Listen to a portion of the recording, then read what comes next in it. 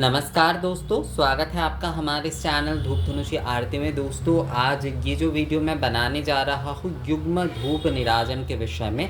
युग्म धूप निराजन यानी कि ये जो विषय कि युग्म धूप निराजन यानी कि दो धूप पात्र में जो है माँ की धूप निराजन यानी धूप आरती जो है वो मैं आप लोगों के अनुरोध पर ही बना रहा हूँ एक प्रकार से, क्योंकि बहुत सारे आप लोगों का कई समय ये मेल आता है कि दादा आप पंच धूप निराजनम दिखाते हैं, आप जो है सप्त धूप निराजन ही दिखाते हैं, पर इतनी सारे धूप पात्र तो हम सभी के पास नहीं होते हैं। तो आप थोड़ा ऐसे दिखाइए जैसे कि सभी कर पाए, यानी कि हम जो है धूप निराजनम कर पाए। आप ऐसे जो है आप दिखाइए कम से कम धूप पात्र में जो है। तो उसीलिए जो है ये युग्म धूप निराजन जो है वो मैं आज आपको दिखाने वाला हूँ। देखिए दोस्तों, एक विषय जो है आपके पास जितने रहेंगे ना, एक से अधिक धूप पात्र होना चाहिए। चाहे आप युग्म करें, चाहे आप 5 करें, चाहे आप 7 करें, उससे कोई समस्या नहीं है। आप लोगों ने क्योंकि मुझे ये रिक्वेस्ट किया है कि कम से कम धूप पात्र में दिखाए, इसलिए मैं ये युग्म यानी कि 2 धूप पात्र में ही आप लोगों को ये दिखा रहा हूँ। पर आप लोग अगर चाहते हैं तो आप पंच धूप निराजनम इसी तरह से कर सकते हैं, आप सप्त धूप निराजनम इसी तरीके से कर सकते हैं। बिल्कुल जो है आप कर सकते हैं। तो इसके लिए सबसे पहले देखिए क्या क्या चाहिए। इसके लिए 2 धूप पात्र जो है वो आपको लेना है। 2 धूप पात्र जो है यानी कि 2 धनुषी आपको चाहिए। एक पंच दीपक या फिर सप्त दीपक जो है वो कम से कम चाहिए। कम से कम मैं यहाँ पर कह रहा हूँ, आप एक तेल के दीपक, एक घी के दीपक भी ले सकते हैं यहाँ पर जो है। तो यहाँ पर 2 धूप पात्र जो है कम से कम चाहिए ही, क्योंकि एक नहीं चलेगा। निराजन ही कर रहे हैं हम, तो निराजनम में जो है हमें कम से कम 2 धूप पात्र, धूप निराजनम कर रहे हैं ना, यानी कि धूप आराधना ये है एक प्रकार से। तो इसमें 2 धूप पात्र जो है वो होना बहुत ज़रूरी है धूप निराजनम।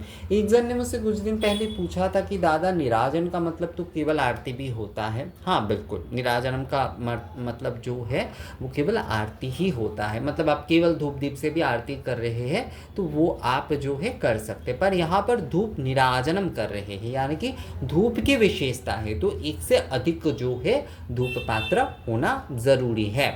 यहाँ पर इसलिए जो है मैं युग्म से दिखा रहा हूँ, आप लोग 5-7 जो भी हो वो आप कर सकते हैं। तो सर्वप्रथम इसमें विधि क्या है? विधि ये है कि सर्वप्रथम आप जो है श्री लक्ष्मी नारायण को, एक बात यहाँ पर मैं आप लोगों को बता दूँ, आप में से कई लोगों ने मुझसे पूछा था कि दादा ये हम लक्ष्मी नारायण पूजा कर सकते हैं या फिर लक्ष्मी गणेश पूजा हमें करना चाहिए। आपके घर की जो परंपरा है आपको वही करना चाहिए, इसमें किसी भी प्रकार की कोई समस्या नहीं है। आप माँ लक्ष्मी के साथ श्री गणेश जी की भी पूजन कर सकते हैं और श्री नारायण की भी पूजन कर सकते हैं। जिनके घर की जो परंपरा है आप वही करिए। जैसे कि पूरब के तरफ जो है लक्ष्मी नारायण पूजा ही किए जाते हैं और जो है उत्तर के तरफ जो है लक्ष्मी गणेश जी की पूजन किए जाते हैं। और दुकानों में जैसे कि ज़्यादातर लक्ष्मी गणेश पूजा ही किए जाते हैं। हमारे यहाँ पर जैसे कई घरों में क्या होता है, मेरे एक यूपी वाले दोस्त हैं कोलकाता में ही, तो उनके घर पे लक्ष्मी नारायण पूजा किए जाते हैं, पर उनकी दुकान है वहाँ पर जो है वो लक्ष्मी गणेश के पूजन करते हैं। तो ये हर किसी के परंपरा के ऊपर विषय है। तो पूर्वी भारत में लक्ष्मी नारायण पूजा ही ज़्यादातर प्रचलित है। तो यहाँ पर हम धूप निराजन जो है युग्म धूप निराजन अब हम कैसे करेंगे। सर्वप्रथम जो है जो लक्ष्मी नारायण की आप पूजन कर रहे हैं, आप लक्ष्मी गणेश जी के पूजन कर रहे हैं, जिनके भी आप पूजन कर रहे हैं, उन्हें जो है सर्वप्रथम जो है पुष्प अर्घ्य प्रदान करिए। 3 बार जो है उन्हें पुष्पांजलि यानी कि पुष्प अर्घ्य जो है वो आप प्रदान करिए। उसके बाद जो है जो धूप या फिर दीप जो है उन्हें आप निवेदन कर लीजिए। बहुत सारे लोग कहते हैं कि दादा एक साथ अगर निवेदन करते तो सही रहेगा, कर सकते हैं, कोई समस्या नहीं है, पर केवल मात्र प्रथम वाला भी आप जो है पूर्णता कर सकते हैं। जैसे कि एतश्वैबं निराजन धूपाय नमः, एतश्वैबं निराजन प्रज्वलित धूपाय नमः, एतश्वैबं निराजन प्रज्वलित धूपाय नमः, एतगन्धपुष्पे निराजन प्रज्वलित धूपाय नमः, एतगन्धपुष्पे एतदधिपतये देवाय श्रीविष्णवे नमः, एतगन्धपुष्पे एतद् संप्रदानाय, एतगन्धपुष्पे एतद् संप्रदानाय श्री श्री लक्ष्मी नारायणाय नमः। इसके बाद जो है वनस्पति या फिर श्री श्री लक्ष्मी देवी नमः भी बोल सकते हैं आप लोग। इसके बाद वनस्पति रसो दिव्य गंधाढ़ सुमनोहर मया निवेदित भक्ता धूपोयं प्रतिगृहीतम एष अरात्रिक धूप एष अरात्रिक या फिर निराजन धूप श्री श्री लक्ष्मी नारायणाय निवेदयामि, ये कहते हुए जो है आपको धूप निवेदन करते हुए अब जो है आपको पहले वाले से जो है आपको आरती करना है, यानी कि पुष्प अर्घ आपने दिया, इस प्रकार से अपने धूप निवेदन के अब जो है पहले वाले से आपको जो है निवेदन कर लेना है, पहले वाले से आपको ये निवेदन कर लेना, आरती कर लेना है, मतलब निराजन आपको करना है दोस्तों। पहले वाले से इस तरह से आपको निराजन करना चाहिए, पहले धूप पात्र से आपको निराजन करना चाहिए, पहले प्रज्वलित धूप से आपको निराजन करना चाहिए। पहले वाले धूप से अपने निराजन किए, अब जो है कम से कम 12 बार घुमाइएगा दोस्तों, कम से कम 12 बार जो है घुमाइएगा। उसके बाद जो है ये रखते हुए जो है हस्त प्रक्षालन करिए और दूसरे वाले धूप पात्र को केवल मात्रा पूर्ण कर सकते। देखिए पूर्ण ज़रूरी नहीं होता, अगर आपने पहले वाला कर लिया है तो बाकी आप जो है संक्षिप्त में ही कर सकते, केवल मात्र जल का छिड़काव और गंध पुष्प देकर जो है ये कह सकते हैं कि ईश निराजन धूप श्री लक्ष्मी नारायणाय निवेदयामि, ये कहते हुए जो है दूसरे वाले धूप पात्र से आपको निराजन कर लेना है, दूसरे वाले धूप पात्र से भी आपको निराजन कर लेना है, दूसरे वाले धूप पात्र से आपको निराजन करना है।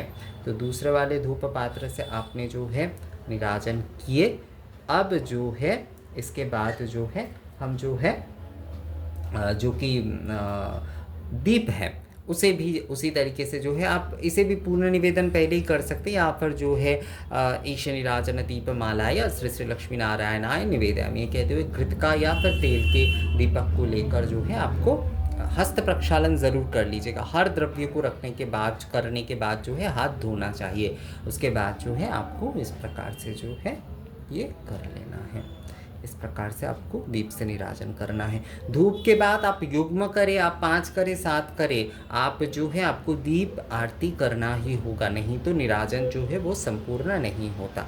तो इस प्रकार से जो है हम निराजन कर लेंगे। अब जो है हम लोग हस्त प्रक्षालन कर लेंगे, हस्त प्रक्षालन करते हुए जो है हम पुष्प समर्पण कर देंगे, शंख ध्वनि करते हुए हम जो है पुष्प समर्पण कर देंगे। पुष्प समर्पण हमने कर दिए, अब जो है अब हम क्या करेंगे दोस्तों, अब हम जो है भगवान को थोड़ा व्यजन करेंगे, यानी कि जो भी आपके पास पंखे आदि है उससे जो है थोड़ा सा आपको व्यजन करना चाहिए, थोड़ा सा आपको व्यजन करना है, यानी कि शीतलता, जैसे आपने धूप दीप आदि से आरती की है ना, तो इसलिए जो है आपको थोड़ा सा इस प्रकार से व्यजन करना चाहिए। तो ये हो जाता है आपका। असल में दक्षिण में ना व्यजन को आरती के भीतर नहीं रखते, उत्तर और पूरब में तो व्यजन भी जो है मतलब ये पंखा आदि ये भी जो है आपके आरती के भीतर ही करते, पर दक्षिण में ऐसा नहीं होता, दक्षिण में पूर्ण होता है।